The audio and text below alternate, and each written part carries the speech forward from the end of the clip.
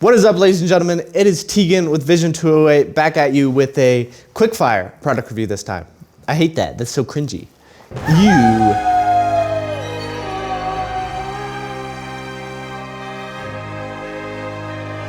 As you can see, it is Halloween, so I know you got places to be, things to do, so let's get through this thing. I am dressed appropriately. I hope you do as well. Here is what we're talking about, the RS4 Mini gimbal, and boy, is it beautiful. I actually love it. I've taken it on many shoots. I took it on a week-long shoot and really stress test it, put heavy equipment on it to see really what it could handle. It's really light. It is 2 pounds, super light, which is awesome. I don't know if you guys have ever carried a 4 or 5 pound gimbal. They get heavy real quick. That doesn't sound like that much, but imagine just holding it like this forever. It gets heavy. So it's really nice that it's lighter. Because it's lighter, it also takes a lesser payload, about 4.4 pounds, which I have stressed it to. I put an FX3 with a 24-70 on it, and it did it. It's just very meticulous. You have to balance it very well and very carefully. And if you don't, you're probably gonna be off balance. Everything's gonna be, it's a mess. Whenever a gimbal goes off balance, it like does the freak out thing where it's going everywhere and you feel like you're gonna smack your lens against the gimbal. Been there. It is pretty cheap for a gimbal. It starts at $369, which is pretty sweet considering it can hold full frame cameras with 24-70s allegedly, if you're careful with it. This is the coolest part of everything. So if you hold up your hand for the camera, it'll follow you. The way it works is it connects to your camera, and then when you hold up your hand, it'll follow you around, which I'll show here on the screen. It's pretty crazy, I'll be honest.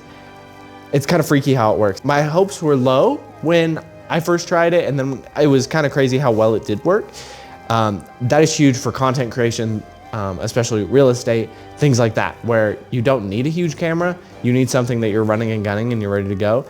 That's huge, especially if you have a prime lens or something like that on here, a smaller one. Wild. We really stress tested on a shoot that lasted a week long, and I brought it through everything, and I threw the FX3 with the 24-70 on it, carefully balanced it, and it performed really well. It's very reactive though, so you have to be very gentle, or if you move too quick at once, it will move with you. And other gimbals are a little bit more forgiving. This one is not.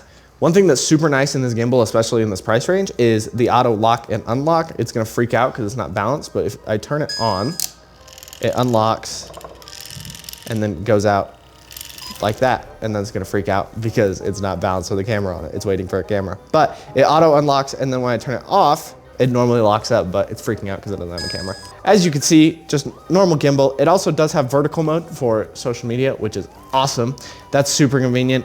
We personally haven't used that, but I know a lot of content creators do, especially for real estate and things like that. The only couple things that I would say I don't like about this gimbal for my last of my like quick fire round. This handle. I really love that they added a handle. The only issue is, as you can see, if I open this up and I swing this back a little bit, right? Like my fingers are real close, and if I slide this back anymore, it's gonna be real tight. Preferably, I like my handle more up towards the gimbal.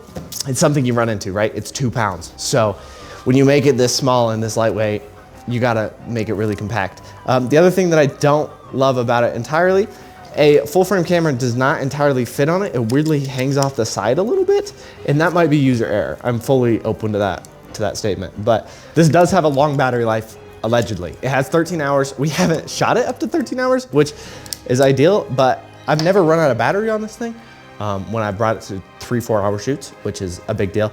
I don't know how real world 13 hour is. I would imagine that's in ideal situations. Now, if you're stacking a massive camera with a massive lens on here, you might lose battery a lot faster, right? If you're putting it on bigger payloads, especially bigger payloads than they suggest, you might run into that problem, right? So something to note. The display screen is not large by any means, but again, it's a smaller gimbal, so that's something you run into.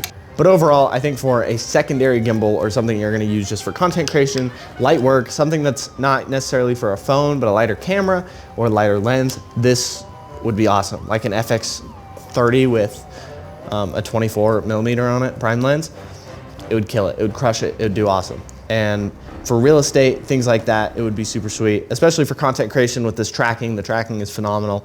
Overall, I would give this a 8 out of 10, purely just because of the size of the screen. This thing really bothers me. And also just having the charging port right there is an interesting choice. Thank you guys for watching. Have a good Halloween. Go eat lots of candy. I'm gonna personally go watch Charlie Brown and the Great Pumpkin and not do a whole lot. I'm not partying or anything. So have a good Halloween and weekend. See you guys later.